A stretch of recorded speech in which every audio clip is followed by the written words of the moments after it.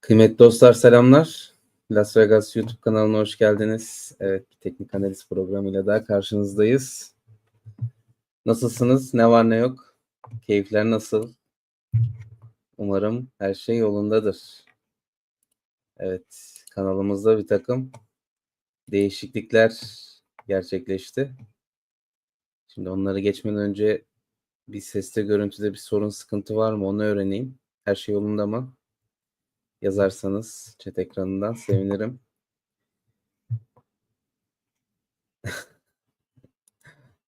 Ömer Hocam yayını beğenmeyi unutmayalım dostlar demiş. İlk süper chat'i de atmış. Bana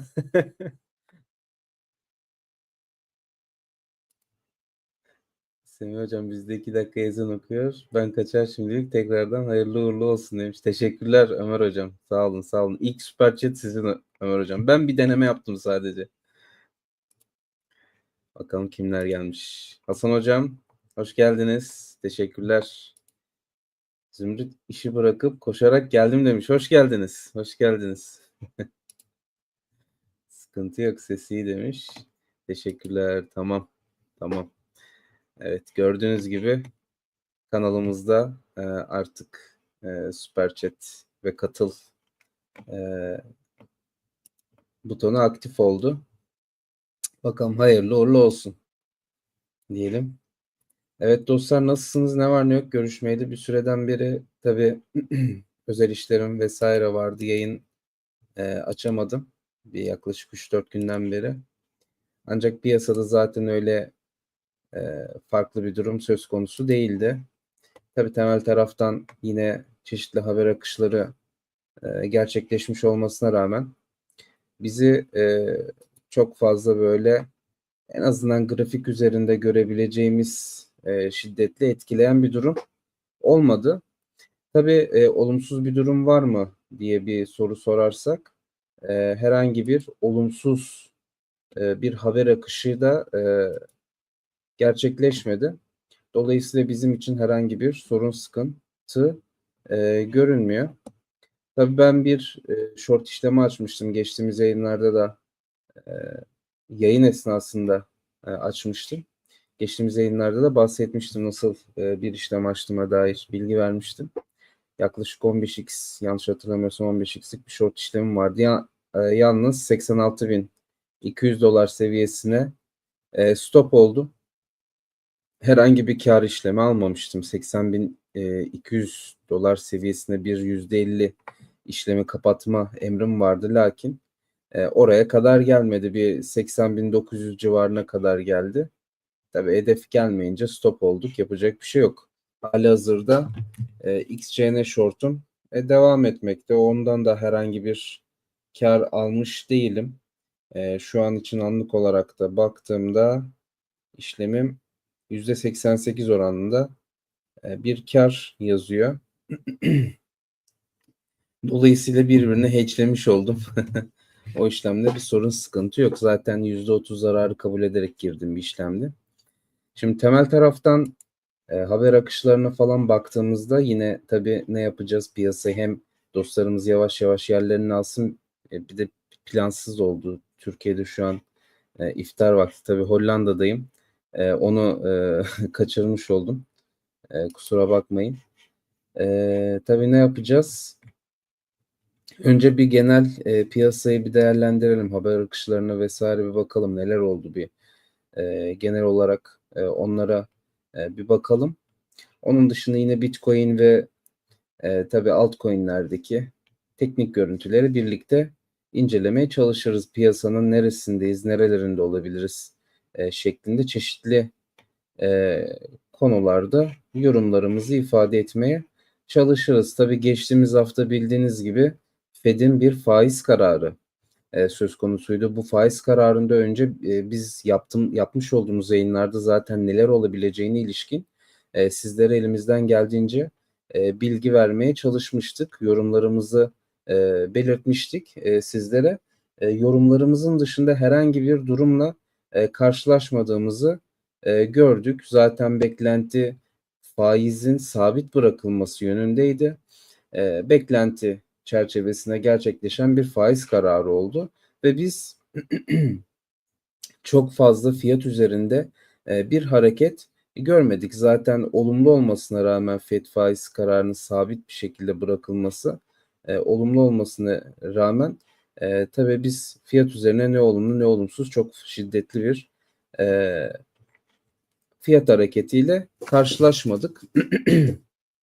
Tabii bundan sonra neleri bekleyeceğiz? Bizim asıl olarak beklediğimiz piyasamızın canlanması açısından beklediğimiz kriter şudur ki global ölçekte finansal belirsizliklerin ortadan kalkacağı bir ortam oluşması.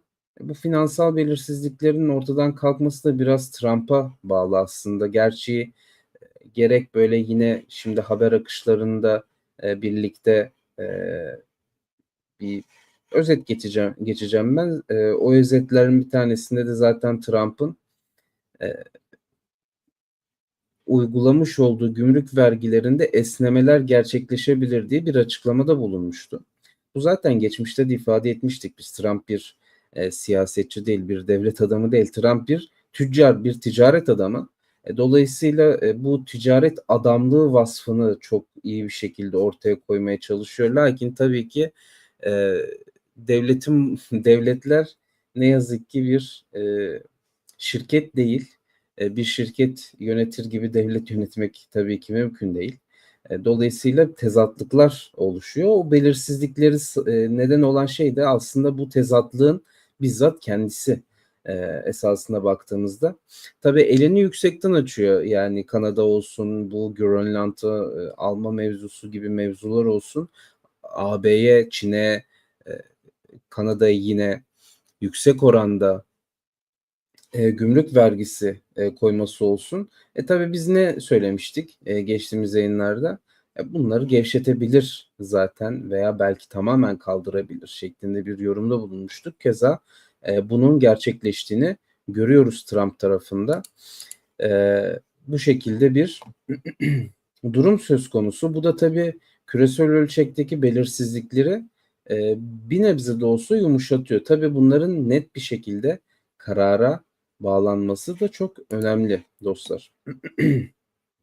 Keza AB tarafından da bu gümrük vergileri meselesinde uyguladığı karşı vergi atağını öteledi. Bu da genel olarak baktığımızda olumlu bir durumdur. Tabii biz ne gördük? Altında bir şiddetli yükseliş hareketi gördük. Türkiye'deki hareketin dışında global ölçekte bir hareketten bahsediyorum. Tabii bu global ölçekte yine belirsizliklerin artmasından kaynaklı olarak gerçekleşen bir durumdu. Özellikle Rusya ve Ukrayna savaşının tamamen bittiğine yönelik somut bir takım gelişmeler olduğu takdirde biz altın fiyatında da gevşemeler göreceğiz diye düşünüyorum dostlar. Keza baktığımızda Amerika'nın yani Trump'ın kurmaylarının açıklamalarına baktığımızda altının satılıp Bitcoin alınması yönünde bir takım fikirler var. Tabii böyle bir şeyin olması şu an için çok mümkün olarak ben şahsen görmüyorum. Lakin tabii ki özellikle SEC tarafından gelen haberlere bakıldığında yani Bitcoin'in madenciliğin yani menkul kıymetler yasasını ihlal etmediği doğrulama haberleri gelmesi tabii ki Amerika tarafından kripto sektörüne yönelik bir takım yani gevşemelerin olacağına işareti zaten geçtiğimiz zamanlarda oluşan haber akışları da zaten bunun göstergesiydi. Yani Bitcoin stratejik rezervi gerçekleşmesi durumunda Amerika tabii yani yeni bir Bitcoin alımına gider mi gitmez mi? Bunun için şimdiden bir şey söylemek mümkün değil. Lakin en azından elindeki mevcut imkanları yararlanacağı yönünde garanti verilebilir. Keza bu konuda zaten imzalar atıldı, kararnameler ortaya kondu. Lakin tabii ki kamu harcamalarından yani e, vergi mükelleflerinin üzerine bir yük bindirecek şekilde tasarı söz konusu değil. Hükümet giderlerinden yapılan bir takım tasarrufların kullanılması gibi bir durum söz konusu. Lakin sonuçta en azından biz şunu gördük. Amerika tarafında en azından elde etmiş olduğu bir takım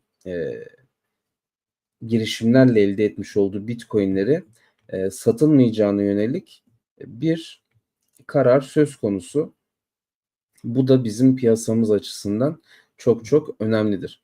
Keza on-chain verilerine baktığımızda şimdi tabii düzeltme hareketleri Bitcoin'in her zaman çok doğal bir şekilde gerçekleştirdiği bir durum ve global piyasalara nazaran Bitcoin'in döngüsel hareketlerinde gerçekleşen düzeltme hareketleri çok daha derin gerçekleşiyor. Tabii bu yani özellikle yatırımcıların psikolojik olarak çok daha böyle olumsuz etkilenmesinin sebebi aslına baktığımızda ve biz yani 2024-2025 sezonunda da çok ciddi düzeltme hareketleri gördük.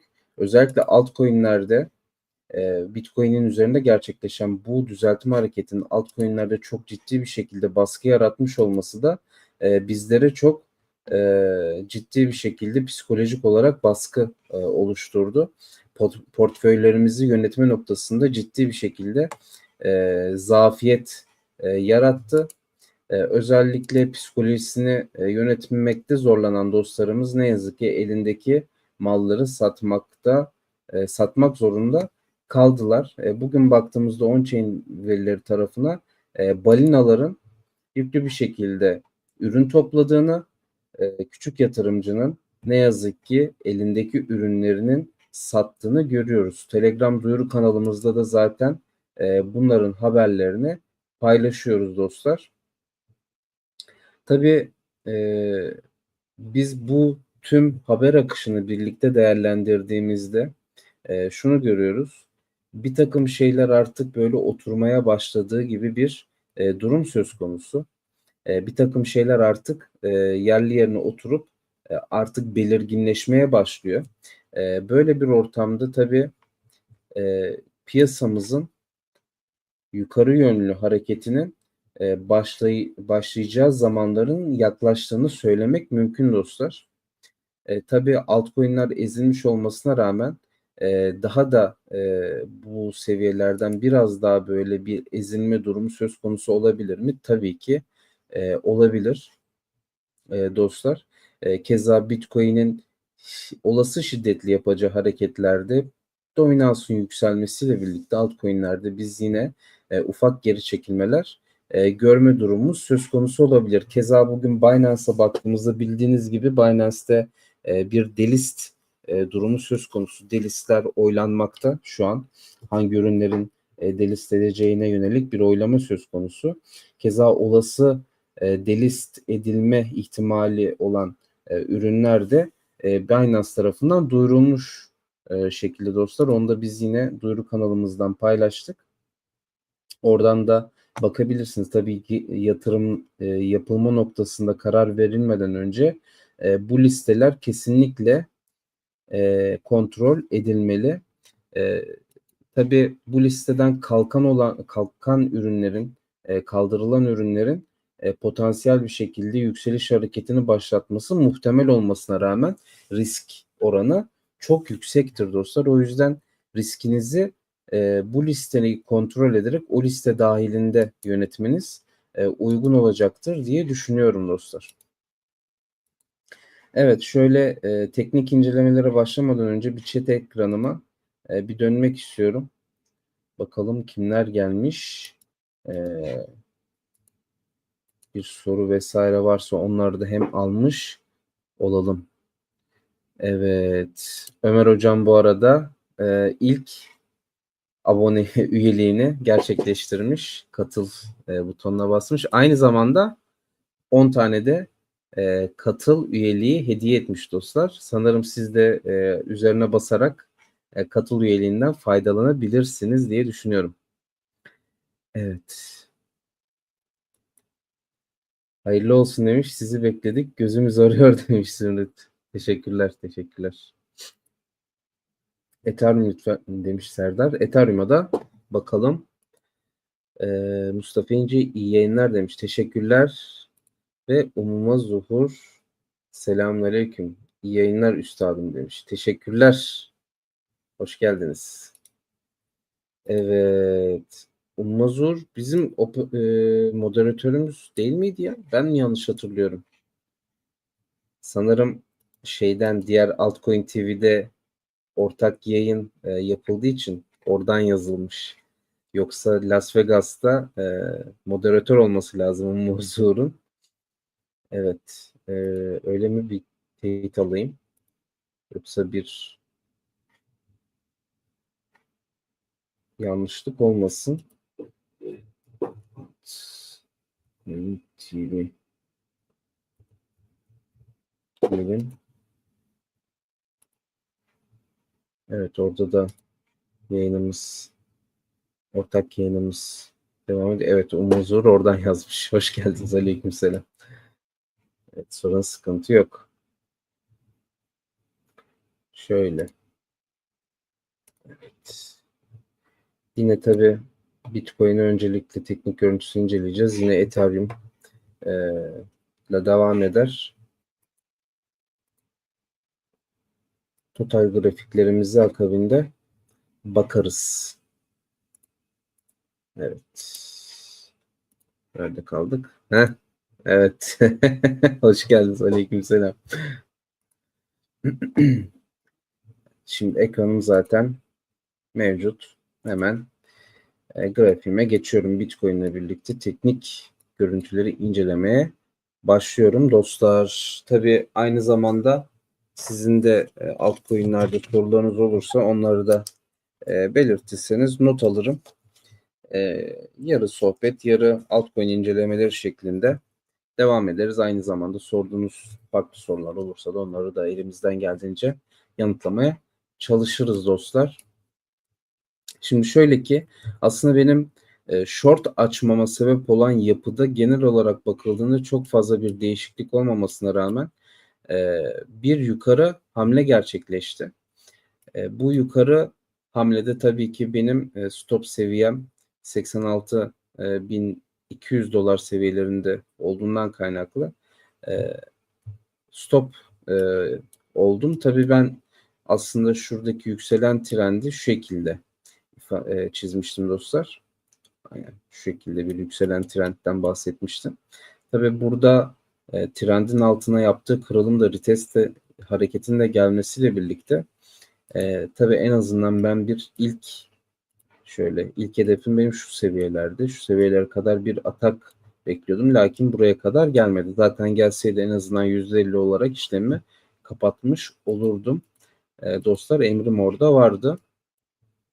Lakin anlık olarak dediğim gibi şuradaki kanal olarak da ifade edebileceğimiz yapının üst bandından bir kırılım durumu söz konusu olmadığını görüyoruz dostlar.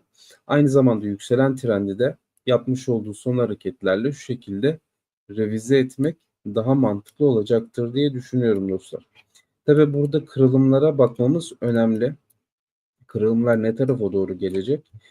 Bu şekilde işlem almak mantıklı olabilir. Lakin şunu da unutmamamız lazım. Bildiğiniz gibi bakınız şurada bir düşen trendten bahsetmiştik. Bu düşen trendin de yukarı yönlü kırılımı söz konusu dostlar. Tabii bu kırılımın aynı zamanda bir düzeltme bu kırılımın bir retesti niteliği de taşıyan bir görüntüyle karşı karşıyayız. Lakin benim çok sevdiğim tarzda bir trend görüntüsü değil. Keza baktığımızda şu şekilde gerçekleşen yani yükselişle birlikte şu şekilde gerçekleşen bir retest hareketi daha sonrasında şu şekilde yine trendin üstünde hareket eden bir yapı sergileyebiliyor dostlar. O yüzden çok fazla sevdiğim tarzda trendler değil dostlar, onu söylemiş olayım. Benim öncelikli olarak bakacağım nokta şuradaki, bakınız nasıl çizelim, şöyle çizelim. Şurada bir yapı var. Aynı zamanda şurada şu bayrak diyebileceğimiz yapıyı daha çok takip ediyorum hala. Keza böyle bir takipte bulunmamın sebebi yine her yayında ifade ediyoruz. Likidasyon haritalarında görmüş olduğumuz, açılırsa grafiğim, evet, 70 bin dolar seviyelerinde olan ve hala kapatılmayan, hatta bu seviyelerde yani 78 bin 77 bin dolar seviyelerine gerçekleştirdiği düşüş hareketleri, düzeltme hareketlerinde oralardan açılan long işlemlerle birlikte yeni likidasyon alanların da olduğunu görüyoruz burada. Bu likidasyonun alınması gibi bir durum söz konusudur diye düşünüyorum. Yani o görüşümde herhangi bir değişiklik yok dostlar. Zaten şuradaki formasyonda kırılım aşağı yönlü gerçekleşirse o formasyonun zaten hedefi yine 70 bin dolar seviyelerine kadar gerçekleşecektir diye düşünüyorum. Tabii bu böyle bir görüntü altcoin'lerde ezilmelere sebep olur mu? Olur. Dip lokasyonların daha da zorladığı, belki kırılımların gerçekleştiği bir görüntü görmemiz muhtemel. Lakin orta uzun vadede Bitcoin'in tamamen 2024-2025 boğa sezonunun ATH'ını yapıp ayı dönemine girdiği gibi bir düşüncem var mı? Hayır. Keza Bitcoin'in henüz bir boğa tepesi yaptığını düşünmüyorum dostlar. Bu hareketlerin Bitcoin'in döngüsel hareketleri içerisinde yapmış olduğu düzeltme hareketleri niteliğinde olduğunu düşünüyorum. Bu düşüncemde hala bir değişiklik yok dostlar. Onu da ifade etmiş olayım. Önemli mevzu budur. Tabii ki zamansal olarak bizler biraz daha böyle beklememiz gereken, biraz daha böyle yılgınlıklara sebep olacak bir dönem yani görmemiz muhtemeldir diye düşünüyorum. En azından baktığımızda şöyle MACD değil RSI tarafına bakalım. En azından baktığımızda önümüzdeki 1-2 aylık süre içerisinde biraz daha böyle yatay en azından 92 bin dolarların yukarı yönlü aşılmadığı bir fiyat hareketi görmemiz muhtemeldir diye düşünüyorum Bitcoin üzerinde. Keza 91-92 bandını yukarı yönlü kırdığı takdirde Bitcoin'de yeni ATH hareketlerin gelebileceğini düşünüyorum. RSI tarafını günlük grafikte incelediğimizde 50 bölgesi uzun zamandan beri ifade ediyorduk dostlar. 50 bölgesi aşağı yönlü kırıldıktan sonra RSI'da bir türlü üstüne hareket gerçekleştiremedik. Hatta Bitcoin fiyatının baktığınız gibi gördüğünüz gibi şuralarda hep böyle yukarı yönlü ataklar gerçekleştirdiğinde RSI'nin 50'den tepki aldığını ve düşüşün tekrardan derinleştiğini gördük biz Bitcoin grafiği üzerinde. 50 bölgesi RSI tarafında günlük grafikte çok belirleyici olacaktır görüşündeyim. Tabi hareketli ortalamasını yukarı yönlü kesmiş olması ve yukarı üstünde hareket göstermesi RSI'nin Bitcoin açısından olumlu dostlar. Yine 50 bölgesini yukarı yönlü kestiğini görmemiz Bitcoin üzerinde long yönlü işlemler almak noktasında daha böyle güvenli olacaktır kanaatindeyim dostlar. Evet, Bitcoin açısından genel olarak yapacağımız incelemeler budur. Fonlama verilerine bakalım dostlar. Buralarda bakalım bir değişiklik var mı? Böyle hemen günlükten başlayayım. Evet, fonlama verileri negatif, pozitif böyle düşük bir seviyede ilerliyor olması bizler açısından olumludur. En azından aşağı yönlü derin düzeltmeler gerçekleşmeyeceğini görebiliriz. Lakin fonlama verilerinde göreceğimiz olası artışlar tabii bizim biraz daha böyle aşağı yönlü hareketleri görmemizi tetikler dostlar. Onu ifade etmiş olayım. Bakınız yine fonlama verilerine negatif görüntünün hakim olduğunu görüyoruz şuralarda. Fonlama verilerinin düşük kalması bizler açısından önemli. Şöyle alt zaman dilimlerinde likidasyon haritalarını inceleyeceğim. Hafta sonu bildiğiniz gibi yatay seyir hakim olduğu için piyasada hem aşağıda hem yukarıda likidasyon alanları görmekteyiz dostlar. Ancak genel yapıyı bozacak nitelikte bir likidasyon birikimi mevcut mu? Ona bakmak gerekir. 80.600 dolar civarında haftalık grafikte yine Binance tarafında baktığımda dostlar ciddi bir likidasyon, long likidasyon olduğunu görüyorum burada dostlar. Bu önemli bir seviye.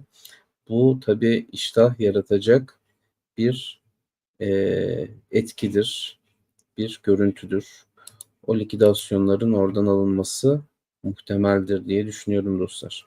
Ama dediğim gibi Bitcoin'in döngüsel hareketlerinde herhangi bir değişiklik olacağını düşünüyorum. Şöyle aylık grafikte 63 bin dolar seviyelerinde bir likidasyon görsem de bu likidasyonun çok şiddetli olmadığını, yüksek olmadığını görüyorum. Aynı zamanda zaten 70 bin dolar seviyeleri aşağı yönlü kırılırsa zaten Bitcoin'in döngüsel bazda genel karakterinin değiştiğini yorumlamam mümkün olur. Bu da bizim açımızdan çok iyi olmaz diye düşünüyorum. Yani bu bölgelerin fiyat üzerinde kalıcılık sergilemesi önemli dostlar. Keza çok ciddi bir destek alanını ifade etmekte. Evet.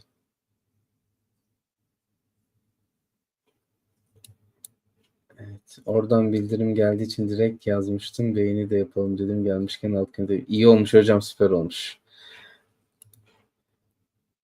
IO üstadım akümülasyon sürecine mi girdi acaba? IO'ya bakalım hocam. IO'yu not aldım. Genel incelemelerimizi tamamladıktan sonra hemen IO incelemesine de geçelim. Şöyle. Evet. Grafiğimi tekrardan açayım. Dominans grafiğine bakalım. Dominans grafiğinde de herhangi bir değişiklik yok. En son söylediğimiz hususlar halen devam etmekte. %63 seviyesi bir direnç seviyesidir dostlar. Oralara kadar gerçekleştirdiği bir hareket görsek dahi oradan tepki alması muhtemeldir diye düşünebiliriz. Şuradaki yükselen kanalın orta bandının aşağı yönlü kırılmasıyla birlikte biz altcoin'lerde güzel hareketler görmemiz muhtemeldir dostlar. Dominans grafiğinde bu şekilde bu görüntü çerçevesinde inceleyebiliriz, takip edebiliriz dostlar. Ethereum'a baktığımızda Ethereum'da aslında Bitcoin gibi genel bir hareketine baktığımızda Bitcoin'e benzer bir yapı oluşturduğunu görüyoruz. Tabii Ethereum'un daha çok üzerinde etkili olan hususlar temel taraftan gelecek meseleler. Önümüzdeki hafta yanlış hatırlamıyorsam yine duyuru kanalımızda yazmıştık ama tarih tam aklımda değil. Önümüzdeki günlerde yine bu bildiğiniz gibi başarısız bir girişim vardı Ethereum'da. Başarısız bir güncelleme girişimi vardı. Bu güncelleme, Pectra güncellemesi tekrardan önümüzdeki hafta denenecek. Bir takım sorunlar üzerinde güzel gelişmeler kat edildi Bitcoin'de.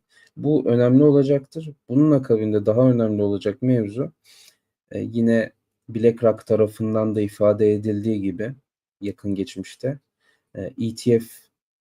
Ethereum ETF'lerinin staking özelliğinin başlatılmasının çok daha şiddetli bir öneme sahip olduğunu düşünüyorum. Böyle bir durum söz konusu olduğunda Ethereum ETF'lerinde staking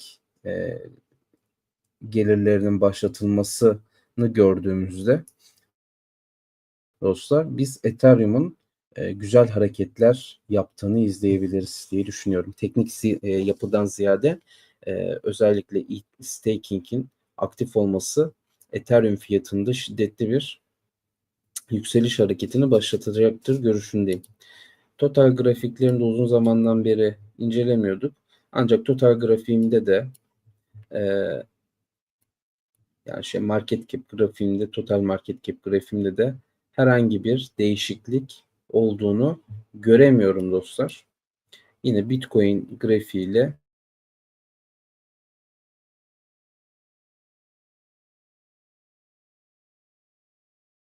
total market cap grafiğimin de Bitcoin'e benzer yapılarda olması zaten çok normal.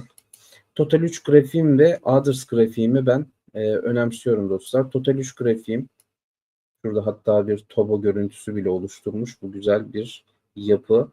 775 milyar dolar seviyesinin üzerinde kalıcılık sağlıyor olması Total 3 grafiğim açısından çok çok önemli.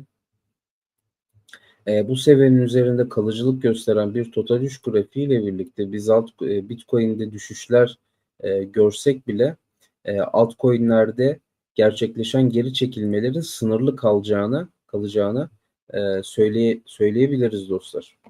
Keza daha önce de ifade etmiş olduğum gibi altcoin'ler büyük oranda satıcıları uzaklaştırdı. Satmak isteyenler, altcoin'lerinden kurtulmak isteyenler büyük oranda kurtuldu.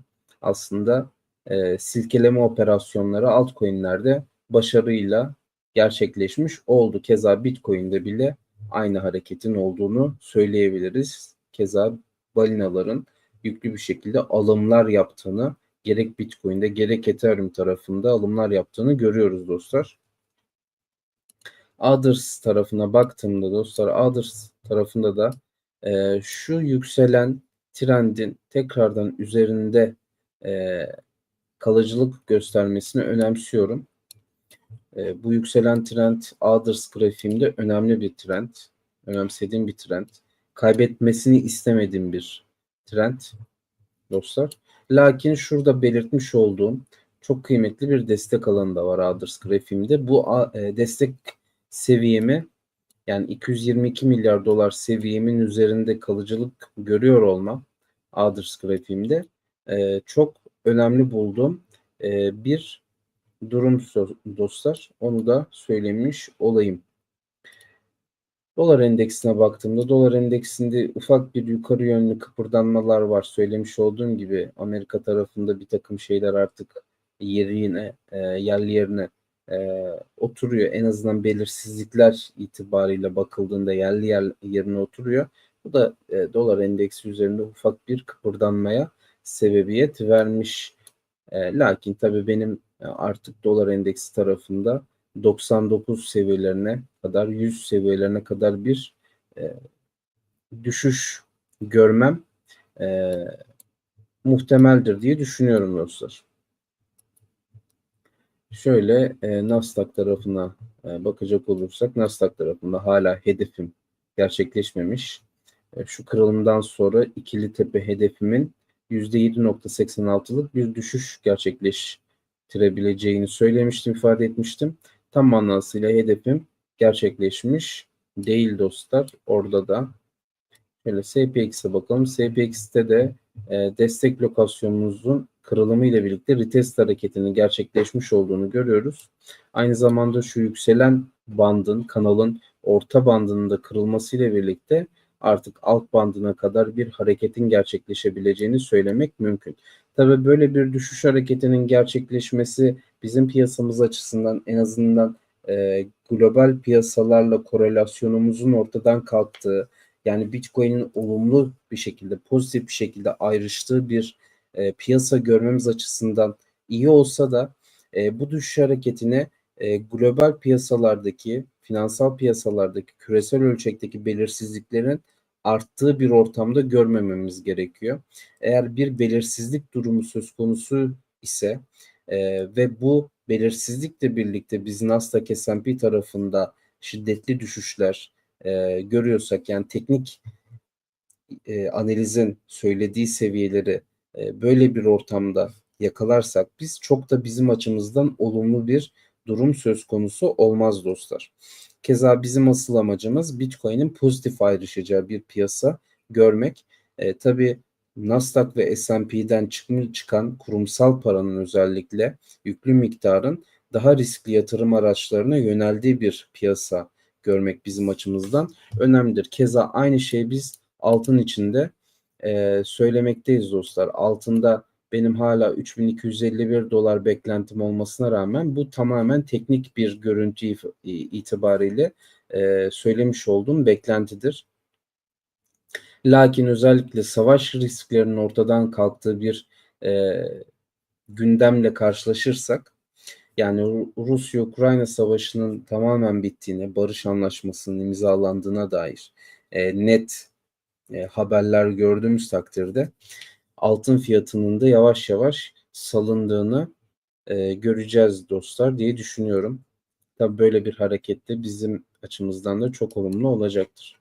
Şöyle dolar dominansına bakacak olursak, dolar dominansında da dostlar düşen trendin hala altında bir fiyat hareketi, fiyat demeyeyim, değer hareketi görüyor olmamız bizim açımızdan çok olumludur.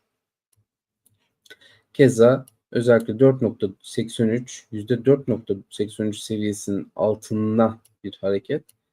Pardon, yanlış söyledim. O seviyede de var, evet, doğru.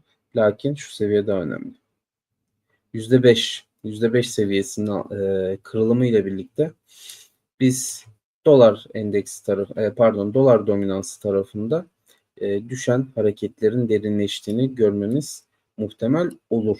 Keza asıl biz özellikle altcoin'lerde şiddetli bir şekilde rally hareketi göreceksek bunu dolar endeksinde, USDT dominansında biz yine dolar endeksi dedim yanlışlıkla, pardon. USDT dominansının 3.74 seviyesini aşağı yönlü kırmasıyla birlikte göreceğiz dostlar. Bu seviye aşağı yönlü kırıldığı takdirde USDT dominansını %2'lik %2 seviyelerine kadar bir hareket görmemiz muhtemel. Keza bu hareketin gerçekleşmesi de bizim altcoin'lerde şiddetli rally hareketlerinin asimetrik kazanç sağlayan hareketlerin gerçekleştiğini görmemiz muhtemel göreceğimiz zamanlar olacaktır diye düşünüyorum dostlar. Evet, şöyle tekrardan chat ekranına bir dönüş sağlayayım. Ondan sonra altcoin incelemelerine başlayacağım. Evet. Necat Ural. Merhaba yayınlar. İlk defa izliyorum demiş. Necat Bey, siz sanki daha önce görmüştüm ben sizi ama ilk defa mı? Sizce altlar eski seviyelerine gelir mi? Hepsi değil hocam. Hepsi kesinlikle değil. Özellikle meme kategorisinde olan ürünlerin eski seviyelerin birçoğunun gelmeyeceğini düşünüyorum ben. Birçoğunun kazanç bile sağlamayacağını düşünüyorum hatta. Meme kategorisinde olan ürünlerin. Keza yani majörlerin eski seviyelerine gelebileceğini düşünüyorum. Özellikle Cardano gibi, XLM gibi ürünlerin, XRP gibi ürünlerin, keza aklımda şöyle VeChain gibi ürünlerin, şöyle bakayım. Nereden bakalım?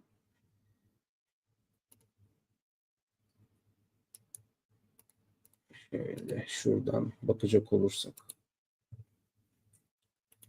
Mesela yine TRX bir ihtimal. TRX'in enflasyonu geçmişte çok şiddetliydi. Mesela Lido sevdiğim ürünlerden bir tanesi. Yine Stake Cover ile birlikte güzel yükselişler görür. Chainlink yine çok sevdiğim bir ürün. Yine bu eski seviyelerini kesinlikle göreceğini düşünüyorum. Avax'ın kesinlikle eski seviyelerini göreceğini düşünüyorum. Hıbar'ın aynı şekilde. Sui zaten yatırımcısını hiç üzmedi. Evet, bunda da düzeltme hareketleri biz gördük. Lakin Sui'de yine güzel hareketler sağlayacaktır. Litecoin yine eski seviyelerini göreceğini düşünüyorum. P-Network ne yazık ki yatırımcılarını üzdü. Kaliteli bir topluluğu olmasına rağmen, kuvvetli bir topluluğu olmasına rağmen tabii ciddi satışlar yedi. P-Network benim biraz böyle uzak durmayı tercih ettiğim ürünlerden bir tanesi. Riskini yüksek gördüm. Kaliteli bir proje olsa da riskini yüksek gördüğümden kaynaklı olarak biraz uzak durmayı tercih ettiğim ürünlerden bir tanesi. Yani Polkadot yine özellikle kontrat değişimiyle birlikte maksimum arzının sınırsız olması, enflasyonun şiddetli olması benim uzak durmama büyük etken. Yine mesela burada sevdiğim ürünler. Ya birçok ürün, yani buradaki birçok ürün aslında eski seviyelerini görecektir diye düşünüyorum. Ama bir ne bileyim mesela bak, Filecoin çok önemli. Sevdiğim ürünlerden bir tane. Bitcoin Tao sevdiğim ürünlerden bir tane. Ondo kesinlikle çok önemli. Güzel işler yapacağını düşündüğüm ürünlerden bir tanesi. VeChain çok sevdiğim ürünlerden bir tanesi. Çin tarafından olumlu güzel haberler gelirse yine güzel yükselişler sağlayabileceğini düşünüyorum. Yani Render sevdiğim ürünlerden bir tane. Ena'da bir alım yapmadım henüz ama Algorand güzel kaliteli ürünlerden bir tanesi. Yani kaliteli ürünlerin eski seviyelerine geleceğini düşünüyorum sözünüzü. Lakin her ürün gelecek mi? Kesinlikle hayır. Serkan hocam, tatlış ciciş yayınlar demiş. Hoş geldiniz. Teşekkürler. Biliyorsunuzdur Orman Hayatı. Wcoin'e bakma imkanınız var mı? Tabii ki hocam. Ne demek? Estağfurullah. Wcoin'e. Not alıyorum. Kalkışıyor hafiften aslan parçası veya baş belası demiş. Zümrüt, evet, meme kategorisinde yükselişler dediğiniz gibi fazla olmayacak.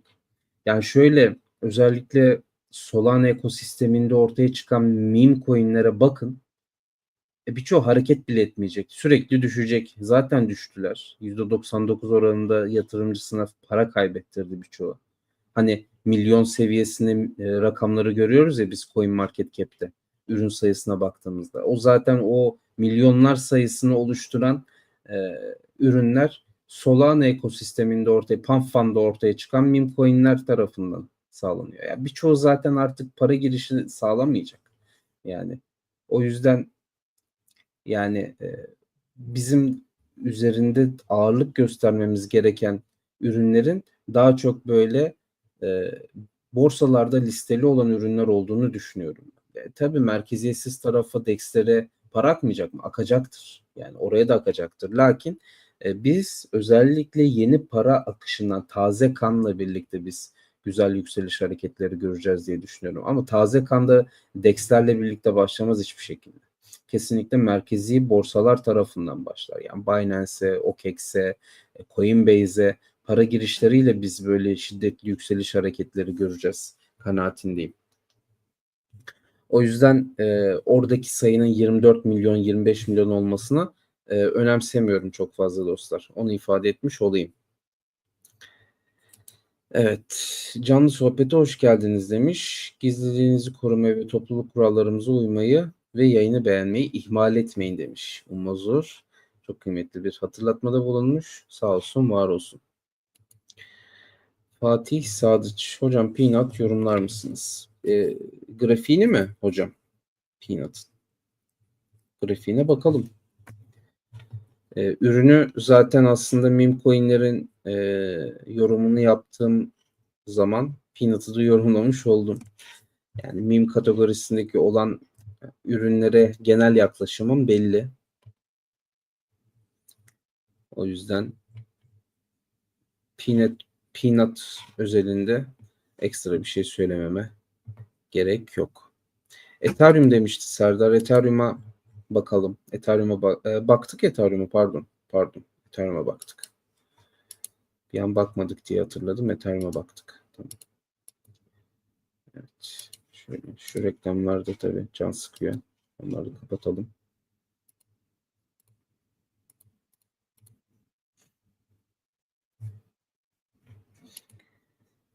Ali Korkmaz, Bone'de 2-3 gündür bir hareket var. Balina girişimi sizce yorumunuz nedir? Bakalım hocam. Bone. Tabii haberlerine de bakmak lazım. Belki bir haberi vardır Bone'nin. Bir haberi varsa giriş gerçekleşmiş olabilir. Seyene Coin'e bakar mısın hocam? Seyene de bakalım. Aldım. Evet, öyle başlayalım o zaman. Yine sizler sorunuz olursa chat ekranından yazabilirsiniz dostlar. Onları da tek tek inceleriz. Şöyle hemen grafiğime geçiş yapıyorum hızlıca.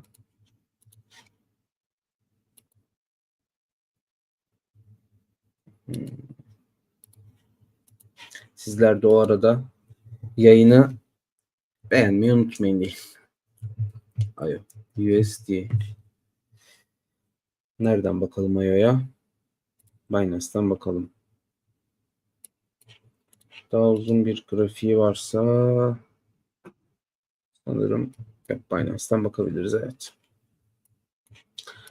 IO'da düzeltme hareketi 1.618 seviyesine kadar gerçekleştiğini görüyoruz. Yani 0.63 seviyesine kadar bir düzeltme hareketi gerçekleşmiş. Tam manasıyla bir temas olmasa bile, hatta var mı bir bakalım şurada. Biraz daha milimetrik çizelim. Çizimlerimizi daha doğru olsun seviyeler. Evet, şuraya baktığımızda aynen tam milimetrik bir temas söz konusu 1.618 seviyesine. Lakin bir dönüş yapısı oluşturmuş mu IO? Ne yazık ki henüz bir dönüş görüntüsü oluşturmamış. Lakin şunu söylemem lazım. Günlük grafikte IO'da bir pozitif uyumsuzluk söz konusu. Bu pozitif uyumsuzluğun e, nereden başlamış? 1.21 dolar seviyesinde başlamış. Yani buraya kadar bir yükseliş hareketini tetikleyebilir. Keza 30 seviyesinin altında bir hareket görmüşüz biz RSI tarafında ve yukarı yönlü kırılımını gerçekleştirmişiz. Bu olumlu. Aynı zamanda hareketli ortalamasında üstünde olması RSI'nin güzel bir görüntü sağlıyor. Lakin grafik üzerine baktığımda henüz bir dönüş görüntüsü olduğunu söyleyemiyorum ne yazık ki dostlar. Ne zaman söyleyebilirim bir dönüş olduğuna dair net bir yorum ne zaman yapabilirim? Şöyle bir yapı çizebiliriz dostlar. Hayır. Bu şekilde bir yapı daha uygun olacaktır kanaatindeyim. Şöyle bir yukarı yönlü kırılımın gelmesinden sonra özellikle şu seviyelerde biz evet yani şu seviyenin yukarı yönlü kırılmasıyla birlikte evet fiyat döndü. Buralar dip oldu diyebiliriz. Keza RSI tarafının desteklemesiyle 1.618'in çok önemli bir seviye olmasıyla birlikte bu görüntüyü de görüyor olmamız artık bu seviyeleri dip seviyeleri dememizi olanak tanır dostlar. Tabii riskleri yönetmek açısından yine şuradaki yükselen trendin takibini de yapmak çok önemli dostlar. Keza buradaki yükselen trend aşağı yönlü kırıldığı takdirde 1.618 seviyesinde aşağı yönlü kırıldığı günleri görmemiz muhtemeldir diyebilirim. O konuda da dikkatli olmamız gerekir. WUSD. Evet, WUSD'ye baktığımızda WUSD'de dönüş görüntüsü oluşmaya başlamış. Evet. Tamam. Bu güzel. Serkan Hocam, gözün aydın. Kanal alt bandına teması gerçekleştirdikten sonra bir dönüş görüntüsü oluşturmaya başlamış. Bu güzel. Şöyle ki özellikle şuradaki seviye şu gelsin, şu gelsin. Evet diyebilirim yani. Burası diptir diyebilirim W için. Şu kırılım gelsin günlük grafikte. Pardon 4 saatlik grafikte. Yanlış ifade etmeyelim. Evet fiyat döndü demek muhtemel. Şunları silelim. Karışıklık olmasın. Keza güzel bir görüntü oluşmuş. Hatta burada bir ikili dip görüntüsü bile oluşacaktır. Şu şekilde dostlar. Ancak kırılsın. Şu seviyeler kırılsın. Böyle bir durumda buralar dip diyebiliriz. Yine tabii destek lokasyonlarını takip etmek koşuluyla. Nereye kadar bir düşüş, bir yükseliş gelebilir? O hareket nereye kadar bir yükseliş gelebilir? Şöyle ki kanal orta bandına doğru bir hareket görmek muhtemeldir dostlar. Kanal orta bandı da yukarı yönlü kırılırsa zaten kanal üst bandına doğru bir hareket gerçekleştirir. O da zaten bakınız şuradaki yeşil box'a önemli seviyedir dostlar. Yeşil box'a bir temas söz konusudur. Zaten bu yeşil box'ta kırılırsa rally görürüz biz bu üründe. Geçtim Peanut. Peanut USD. Şunu sileyim de sanki şöyle ileriki yayınlarda açtığımda böyle bir beklenti varmış gibi olmasın. Sadece olası senaryo. O yüzden sileyim şunu. Evet. Peanut. Peanut USD. Binance'den bakalım. Hocam Peanut'ta şöyle bir yükselen trend oluşmuş mu? Oluşmuş. İyi midir? İyidir. Genel teknik yapı itibarıyla baktığımda iyidir.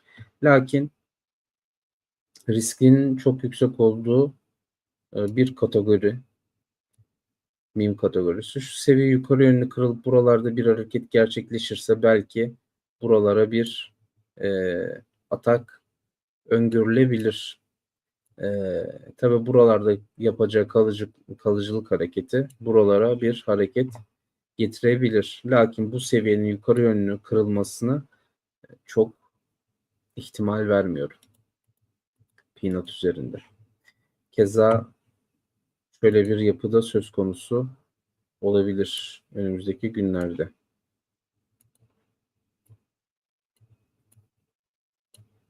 Evet şöyle daha iyi oldu. Yani şu kırılım aşağı yönlü gelirse zaten tekrardan şiddetli bir düşüş hareketi görmek muhtemel. Tabii meme kategorisine bir hype gelir. Bu Peanut hayvancağızla ilgili sosyal medyada yine bir şeyler ortaya çıkar. Bakarsınız patır patır yükselir. Meme kategorisi öngörmek mümkün değil. Tekniğin de çok çalıştığı ürünler değil zaten. Teknik analizin çok çalıştığı ürünler de ne yazık ki değiller dostlar. Bone. Bone USDT. Kriptodan bakalım şurada. Bir balina hareketi var mı yok mu? Ona bakmak için şöyle borsadan bakalım. Evet, bir para girişi, bir hacim girişi görünmüş burada. Lakin bir balina mıdır bu? Yoksa bir haber midir? Yani bir balina diyebileceğim şiddetli aşırı bir mum görmüyorum hacimde. Şöyle teknik yapısına bakalım. Ne söylüyor? Şu seviye, şu grafik en eski grafik midir? Şuradan incelemeyi yapacağım. Evet, en eski grafikmiş. Evet dostlar. Bone'de zaten gördüğünüz gibi şuradaki temaslara bakınız. Şuradaki temaslar. Bakınız şuradaki. Keza kırmaya çalışmış, kıramamış, kırmaya çalışmış. Şurada kırmış, zaten hedefi vermiş. Şuradaki ikili tepenin hedefi vermiş. Tekrar altına düşmüş. Kırmaya çalışmış. Şu seviye çok önemli. 51 sent seviyesi önemli. Yukarı yönlü kırıldığı takdirde şuradaki düşen trende bir hareket gerçekleşmesi muhtemel. Eğer bu da kırılırsa zaten rally başlatan bir bone görürüz dostlar. Tabii üzmüş bu da. Bayağı üzmüş. Kuvvetli destek seviyelerini aşağı yönde kırmış. Buyurun. Bakınız şu iğneler falan burada gerçekten yatırımcıyı ciddi derecede üzen bir hareket. Tabii bu tarz volatil hareketler gerçekleştiren ürünler benim çok tercih etmediğim şahsen ürünler. Bone konusunda çok bir bilgiye sahip değilim. Lakin Shiba ile alakalı bir durum söz konusu. Shiba'nın da e, artık bir meme kategorisinde olmayan ürün olduğunu söyleyebiliriz. E, O tarafta böyle kuvvetli şeyler gelirse e, haber akışıyla birlikte yükselen bir yapı oluşur diye düşünüyorum. Shiba'da yani rüştünü ispat etmiş ürünlerden bir tanesi. Benim değerlendirmediğim bir ürün olsa da sonuçta piyasa tarafından kabul görmüş bir ürün olduğunu söyleyebiliriz dostlar.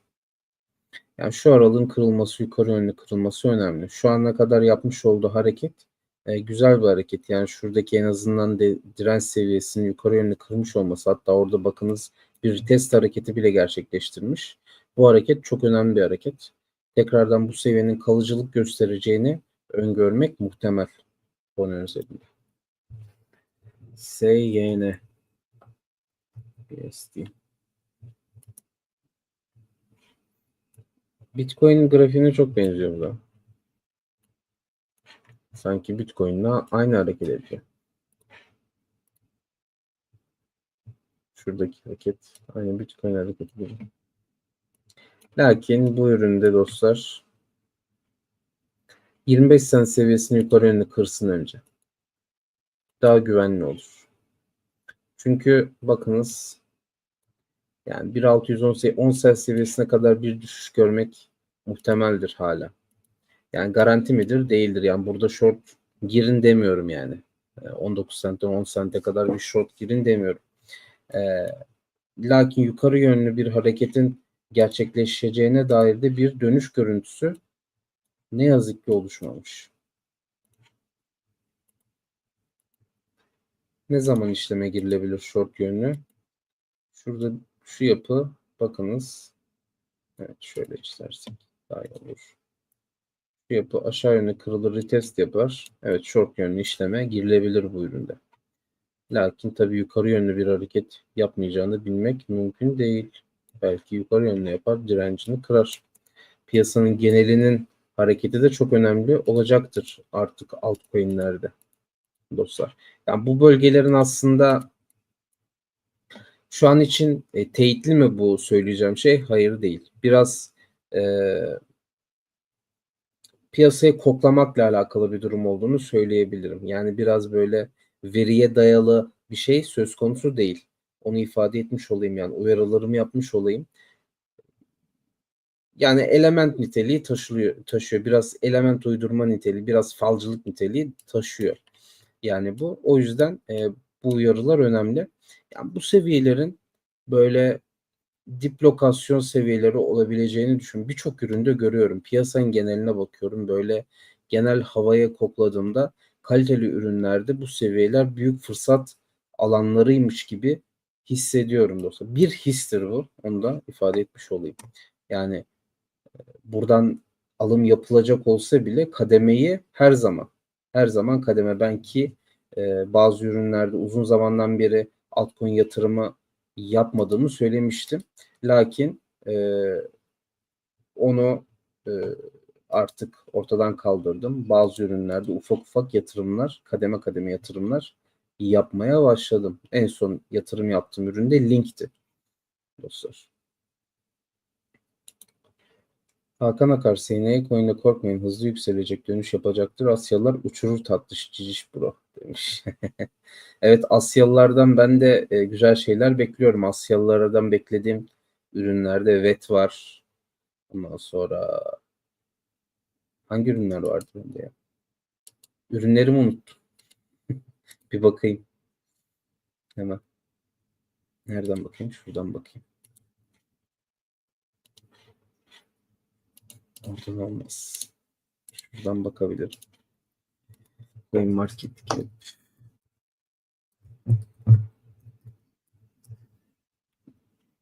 Tabii bakiyelerde göründüğü için, o yüzden siz görmüyorsunuz şu an ekrana. Hemen bakayım. Çin tarafında değerlendirdiğim ürünler. VeChain var. CFX var elimde. Ondan sonra Qtum var. Qtum var dedik. Uzak Doğu projeleri. Evet. Sanırım bunlar. Ben şöyle hızlı bir geçtim. Sanırım bunlar dostlar. Sen bir tane daha var değil. Ha, Filecoin aynen. VeChain, JPX, Filecoin. Özellikle Qtum da güzeldir. Yani uzak doğudan gelecek olumlu haberlerden faydalanmak açısından, olası olumlu haberlerden faydalanmak açısından bu ürünlerde yatırım yaptım ben de. Bu ne grafik yorumunuz var? Ha, yaptım hocam. Umarım faydalı olmuştur. Süleyman Aslan, iyi yayınlar hocam, kolay gelsin demiş. Hoş geldiniz, teşekkürler. Levent Sakar, Zero'ya bakar mısın? Daha gidebilir mi bu coin? Bakalım hocam. Zero not aldım. Murat Önderol, hoş geldiniz hocam. Hello, iyi yayınlar demiş. Teşekkürler. Solan Enter. İyi yayınlar hocam. Solana'ya bakar mısınız? Bakalım Solana'ya tabii ki. Solana'ya uzun zamandan beri bakmadık. Bakalım.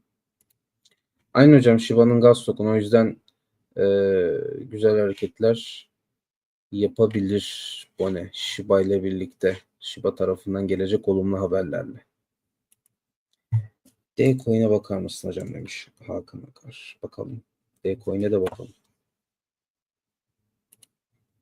Hocam, korkarak piyasada para kazanılmaz. Kademeli almak, spot almak hayat kurtarır. Kesinlikle öyle hocam.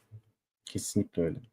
Yani bu seviyelerden zaten alım yapamayan birisi, yani varını yoğunu basamayan demiyorum.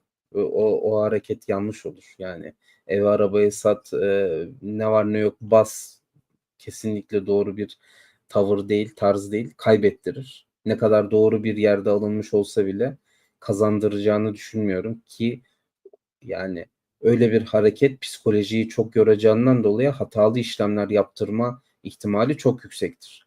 O yüzden yanlıştır diye düşünüyorum dostlar. O tarz hareketlerin. Lakin kademeli bir şekilde ufak ufak riski bölerek farklı farklı ürünlerde, farklı farklı kaliteli ürünlerde değerlendirme yaparak gidilirse şayet bu seviyelerin önümüzdeki günlerde çok böyle fırsat alanıymış aslında diyebileceğimiz seviyeler olduğunu düşünüyorum. Evet, ZRO, Sol, D soruldu. Onlara bakalım. ZRO USD. Nereden bakalım? Binance'den bakalım. Evet. Güzel gitmiş. Dönüş görüntüsünü sağlamış hatta. Dediğim gibi şuradaki kanal yapısının neredeyse üstüne bir temas gerçekleştirmiş. Yani buralar bu ürün için buralar aslında dip olmuş diyebiliriz. Şöyle bir yapı oluşabilir. Yani şöyle bir senaryo çizmiştim. Nispeten gerçekleşmiş. Güzel de bir destek alanını, direnç alanını yukarı yönlü kırmış dostlar. 3.22. Şu an için bu ürün özelinde dostlar belirleyici olan seviye nedir diye bir bakalım. Buralarda evet minörde de direnç alanları olsa da şu seviye çizgi grafiğinde bakacak olursak daha iyi olur herhalde. Yani şunu söyleyebilirim. Hiç destek direnç aramaya gerek yok. Kanalın tekrardan içine girerse bu ürün güzel bir hareket başlatır. Zaten güzel bir hareket yapmış şu ana kadar yani. Buralardan değerlendiren birisi neredeyse %100 kazanmış bu üründe. Bu ürün işte dönüş görüntüsünü sağlamış. Yani buralar dip diyebilirim bu ürün için. Hangi fiyatlar önemli? Şu an için 3.28 seviyesi kesinlikle tutmalı fiyatı. Onun dışında 2.86 seviyesi önemli seviye. Bu seviyeler fiyatı tutmalı dostlar. Şuradan ben kar realizasyonu yapar mıydım? Yani şurada almış olsaydım bu ürünü, şuralarda almış olsaydım kesinlikle şurada kar realizasyonu yapardım. Kırsın gitsin önemli değil. Ki kırmış gitmiş. Her üründe kıracak gidecek diye bir şey söz konusu değil direnç seviyeleri. Solano. Bakalım.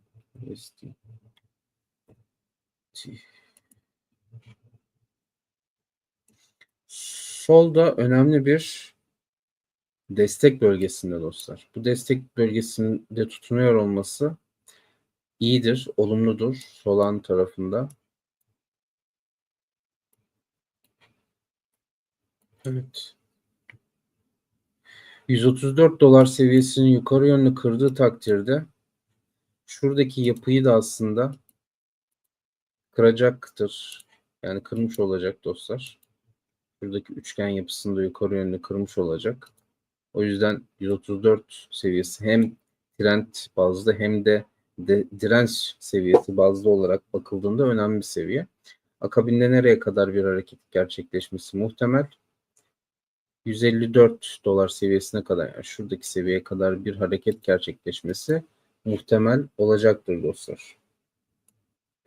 Bu üründe belirleyici seviyede şuradaki trendin yukarı yönlü kırılması olacaktır diye düşünüyorum. Onun dışında 181 dolar seviyesi bu ürünün majör uzun vade yükselen yapıyı devam ettirebilmesi için kırması gereken seviyedir. 181 dolar seviyesi uzun vade seviyedir. Az önce ifade ettiğim daha kısa ve orta vade seviyelerdir dostlar. Aynı zamanda hiçbir şekilde 120 dolar seviyesini aşağı yönlü kırmamalı. Kırarsa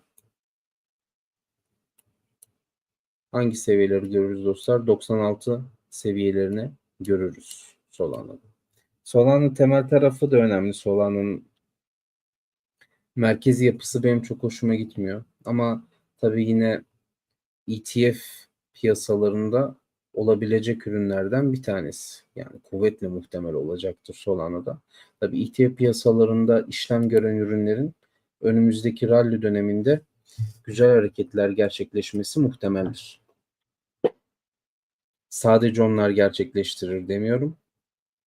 Gerçekleşmesi muhtemeldir. D coin. D'yi dardan baksak daha iyi olmaz mı hocam? Dardan bakalım D'yi. Yani dalar yayıydı değil mi hocam? Yani sizin sorduğunuz, asıl sormak istediğiniz. Eski dar dediğimiz ürün. Hakan Akar. Hakan hocam.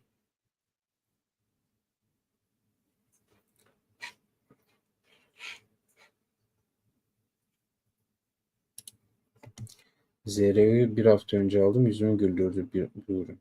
Güzel olmuş hocam. Bereketli olsun.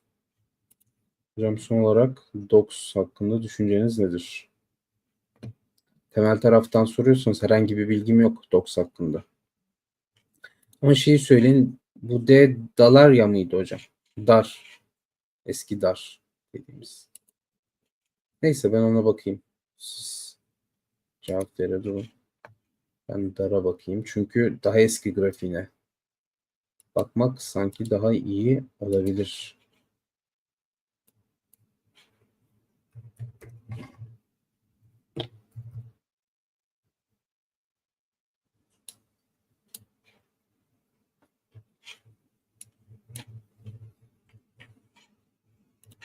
Benim de elimde olan ürünlerden bir tanesi. Az da bir miktarda değil aslında. Elimdeki seviyesi. Bayağı da bir var. Şu an için bir destek lokasyonunda olduğunu söylemek mümkün dostlar. Bu arkadaşın. Lakin game kategorisinde gerçekleşecek bir hype'ı bekliyor bu arkadaşta. Böyle bir hype ile ancak yükselişler yapabilir. Bu ürün ne yazık ki benim beklentimi gerçekleştirmedi. Ben çok daha eskilerden alış yapmıştım bu üründe. Çok böyle yatay bir seyirle ilerledi. Yani bakınız yani tabii buradaki en alt seviyeden en üst seviyeye az buz bir hareket yok. %160'lık gibi bir hareket var. Lakin çok geniş bir range içerisinde hareket eden bir yapı görüyoruz dostlar. Bakınız şöyle bir range içerisinde hareket eden bir yapı. Yani bu arkadaş yükselen hareketini rally hareketini gerçekleştirecekse yani 26 cent civarını yukarı yönlü kırması lazım zaten öncelikli olarak. Her türlü. Daha böyle hacimli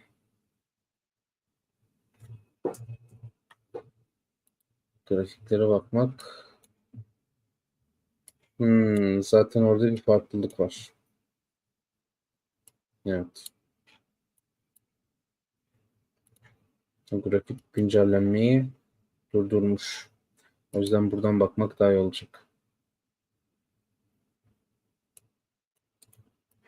Şu an için ne yazık ki bir dönüş görüntüsü yok dostlar. D coin üzerinde. D token üzerinde diyeyim. Şöyle bakalım. 1.618 seviyesinin üzerinde burada kalıcılık göstermiş. Şu yapıyı takip etmek lazım. Kırılım gerçekleşirse aşağıya tekrardan aşağı yönlü bir hareket görürüz. Lakin bakınız şöyle bir hareket görürsek zaten yüksek tepe yüksek dip hareketini başlatmış olacaktır. Özellikle biz 7 cent civarını yukarı yönlü kırarsak artık buralar diptir diyebiliriz bu ürün için.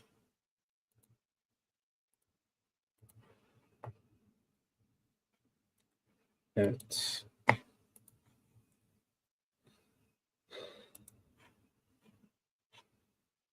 Evet dostlar.